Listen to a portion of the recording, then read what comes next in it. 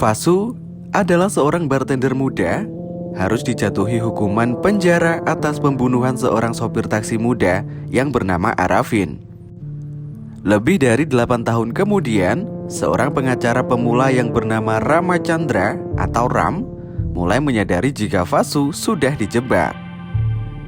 Dia berusaha membuka kembali kasus tersebut, yang mana mengundang pihak-pihak yang ingin mencegahnya untuk mengetahui sosok pembunuh yang sebenarnya. Pertarungan besar terjadi, dan keadilan hukum adalah inti dari cerita ini. Apakah Ram berhasil menguak kasus tersebut dan membebaskan Fasu? Aca, nehi. Ya halo guys, kembali lagi di channel Kaum Rebahan. Sambil rebahan, sambil molet-molet, enaknya dengerin cerita toh.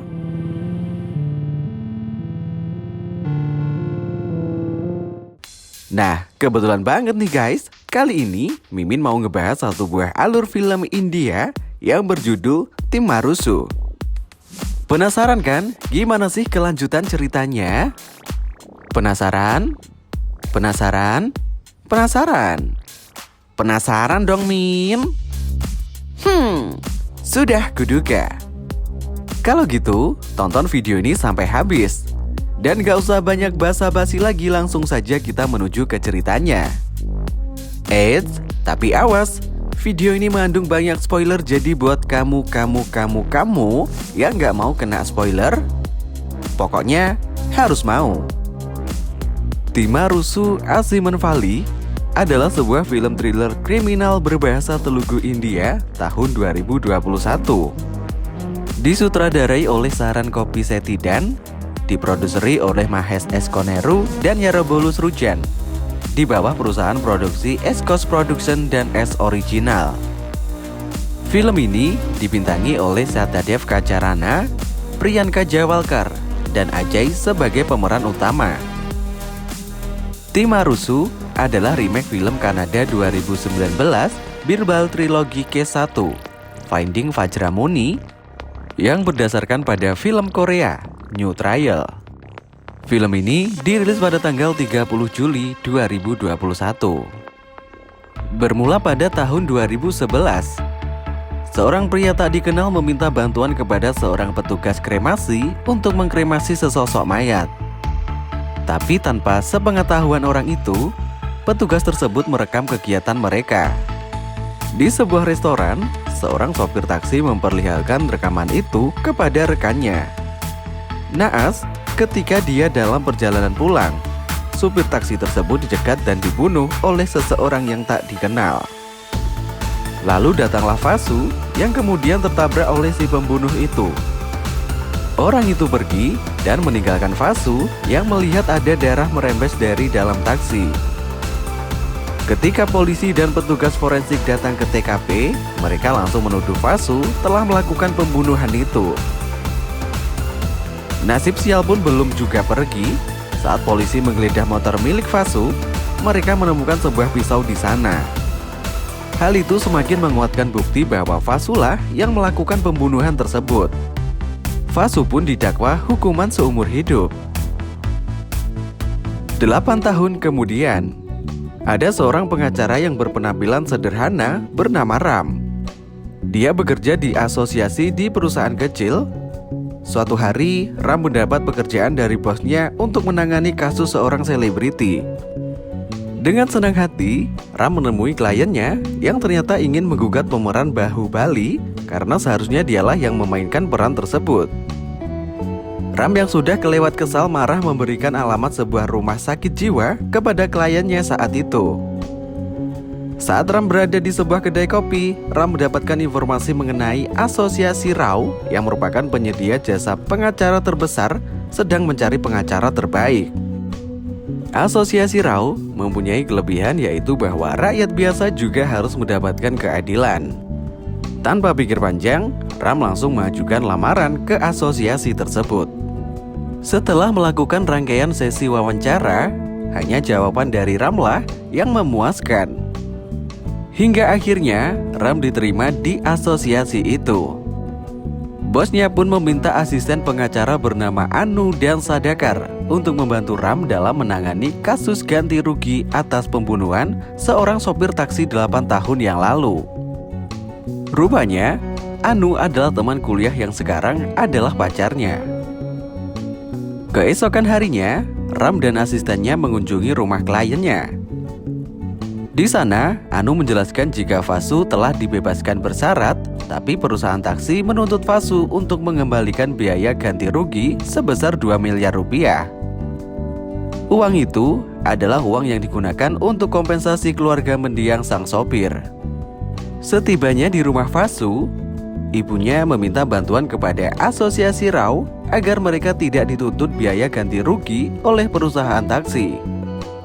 Vasu yang melihat itu marah kepada Ram dan rekannya karena menurut Vasu mereka hanya akan memeras uang keluarganya saja. Ram kemudian mengatakan jika mereka tidak akan meminta uang itu asal Vasu mau menceritakan kejadian yang sebenarnya. 8 tahun yang lalu, Vasu adalah seorang bartender muda di sebuah klub malam. Setelah kejadian itu, beberapa polisi di bawah komando seorang inspektur bernama Raju menyiksa Vasu. Dia pun mengganti pisau milik Vasu dengan pisau yang cocok dengan benda tajam yang melukai korban tersebut.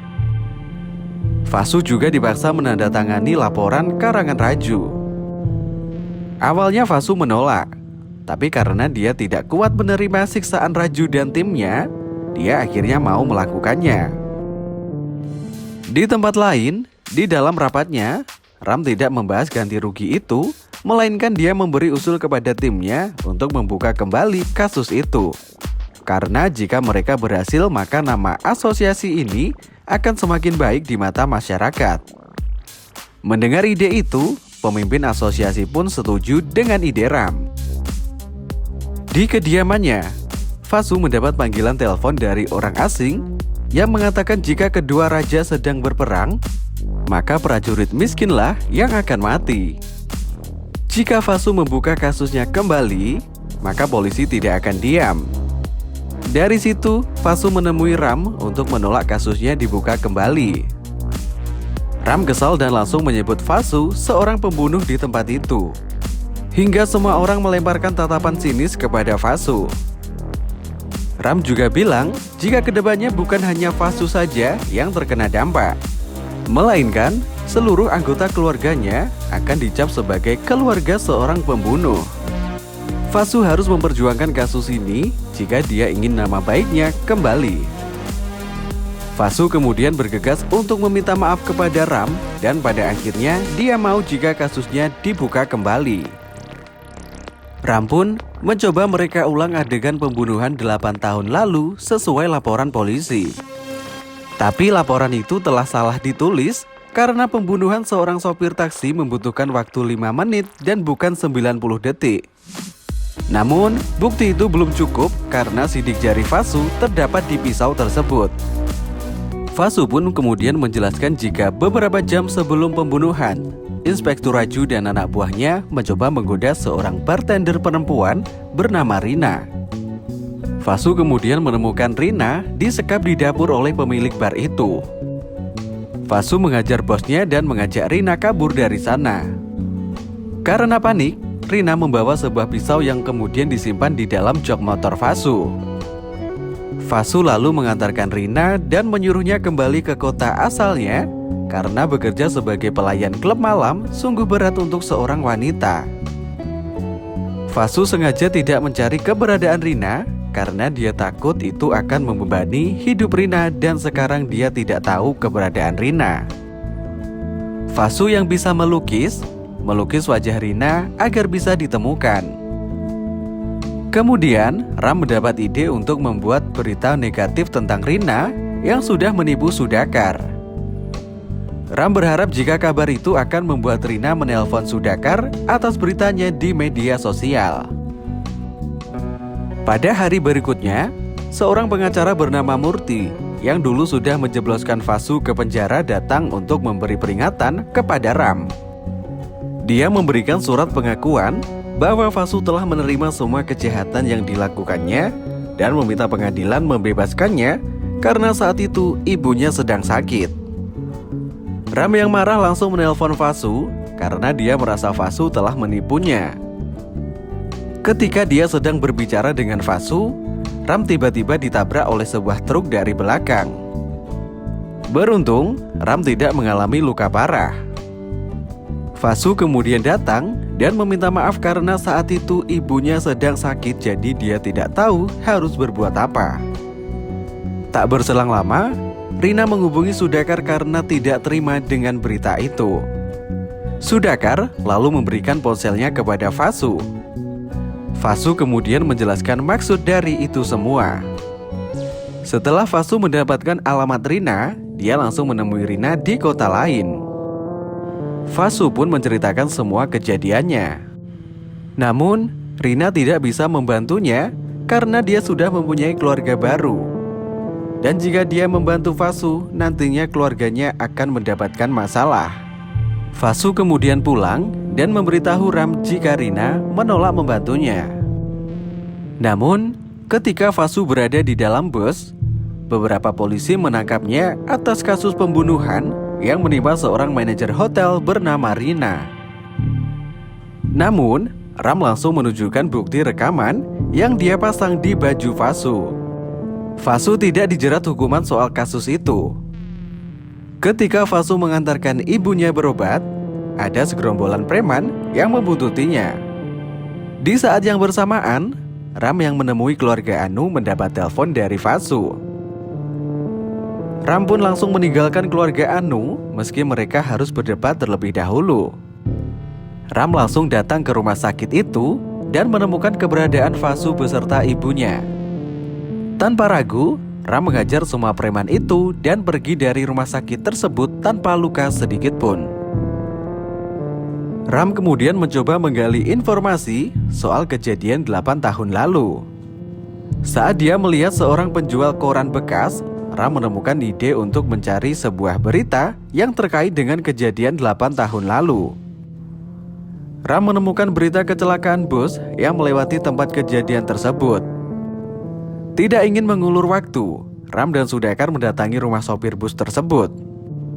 Sang sopir bercerita jika malam itu ada seorang penumpang gendut yang ketakutan saat menelpon temannya karena dia telah menyaksikan pembunuhan. Namun, supir itu tidak mengetahui rumah dan nomor telepon si penumpang gendut. Ram dan timnya pun bergerak cepat untuk mencari nomor telepon si penumpang. Setelah memakan waktu lumayan lama, akhirnya mereka berhasil menemukannya. Ram dan Sudakar pun langsung menemui penumpang gendut yang ternyata bernama Harsa. Harsa bercerita, pada malam itu setelah dia pulang dari menonton kriket di rumah pacarnya, sedang mencari taksi untuk pulang. Namun, taksi yang dia temui malah bergoyang-goyang seolah ada orang yang sedang mantap-mantap di dalamnya. Harsa pun merekamnya, tapi yang dia dapati malah aksi pembunuhan. Dia nyaris ketahuan, untungnya dia berhasil kabur dengan menaiki bus. Video itu tidak pernah dihapusnya, yang kemudian dia berikan kepada Ram. Akan tetapi, tepat setelah itu, beberapa polisi datang dan menangkapnya dengan tuduhan kasus penipuan kepada seorang wanita. Dari kejadian penangkapan itu, Ram menaruh kecurigaan kepada timnya karena penyelidikan selalu bocor. Kemudian, bosnya memberi saran jika Ram lebih baik bekerja sendiri dan tidak percaya kepada siapapun. Menarik. Gimana guys? Penasaran dong gimana kelanjutan ceritanya? Tungguin di part kedua ya. Nah itu dia sobat, rangkuman cerita dari film Timarusu untuk part yang pertama. Jangan kemana-mana, karena kita bakalan lanjutin ceritanya di part kedua. Terima kasih buat yang sudah menonton. Jangan lupa untuk tekan tombol subscribe-nya, like, komen, dan share. Sampai jumpa di video selanjutnya.